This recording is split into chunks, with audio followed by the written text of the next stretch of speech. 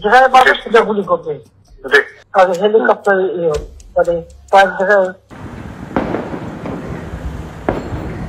ফাঁস হয়েছে বাংলাদেশের ইতিহাসে সবচাইতে ভয়াবহ দমন-পীড়নের নেপথ্যে নির্দেশদাতার পরিচয়।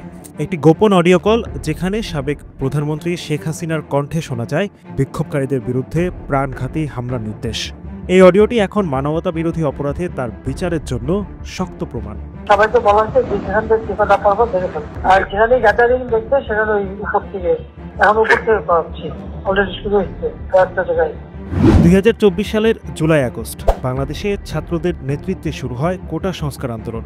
দ্রুতই তা রূপ নেয় ফ্যাসিস্ট সরকারের বিরুদ্ধে সর্বাত্মক আন্দোলনে। বিক্ষোভ যখন ঢাকার রাজপথ কাঁপাচ্ছিল তখনই গণভবন থেকে একটি ফোন কল, যেখানে শেখ হাসিনাকে নির্দেশ দিতে শোনা যায় যেখানে ওদের পাওয়া যাবে সোজা গুলি করতে হবে। যেখানে পাবে সেটা গুলি করবে। হ্যাঁ, পাকড়াও করলে না, ওটা বলা হয় ওটা র্যাব জিএফআই মানে সবাইকে বলা হচ্ছে যে যেখান থেকে টিকাটা পারবো দেখে ফেলবে।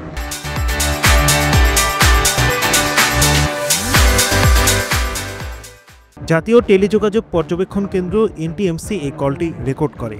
বিবিসিআইয়ের অনুসন্ধান অনুযায়ী কলটি 18 জুলাই ঢাকার গণভবন থেকে করা হয়েছিল। এর পরপরই ঢাকায় শুরু হয় ভয়াবহ হামলা। বিবিসির অনুসন্ধান বলছে 5 আগস্ট যাত্রাবাড়ি এলাকায় পুলিশের গুলিতে নিহত হয় অন্তত 52 জন। সেনা প্রত্যাহারের পর মুহূর্তেই পুলিশ নির্বিচারে গুলি চালায়। আকাশে ড্রোন, নিচে প্রাণভয়ে ছুটছে ছাত্ররা, আর ব্যারিকেড ভেঙে গর্জে ওঠে পুলিশের গুলির শব্দ। তারা 30 মিনিট ধরে চলমান আন্দোলনকারীদের লক্ষ্য করে গুলি চালায়। পাল্টা প্রতিরোধে অন্তত 6 পুলিশ সদস্য নিহত হন এবং যাত্রাবাড়ি থানা পুড়িয়ে দেওয়া হয়।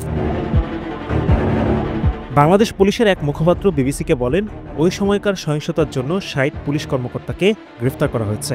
তিনি বলেন, তৎকালীন পুলিশের কিছু সদস্য অতিরিক্ত শক্তি প্রয়োগে জড়িয়ে পড়েছিল, যা অনাকাঙ্ক্ষিত ঘটনা।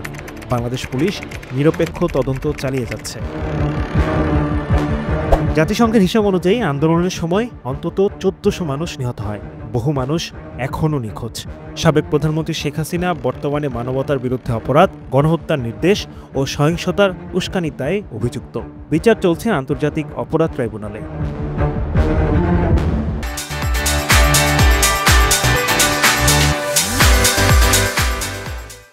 গেল মার্চে ভারতে পালিয়ে যান শেখ হাসিনা। বাংলাদেশ সরকার তাকে ফিরিয়ে আনার অনুরোধ জানালেও ভারত এখনও সাড়া দেয়নি। আওয়ামী লীগের পক্ষ থেকে রেকর্ডিংয়ের সত্যতা অস্বীকার করা হয়েছে। তারা বলছে, সরকারের সিদ্ধান্ত ছিল জনগণের নিরাপত্তা নিশ্চিত করা।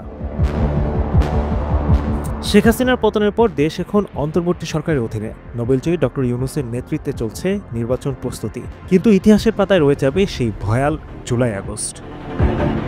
Adnan Delwar, NTV online.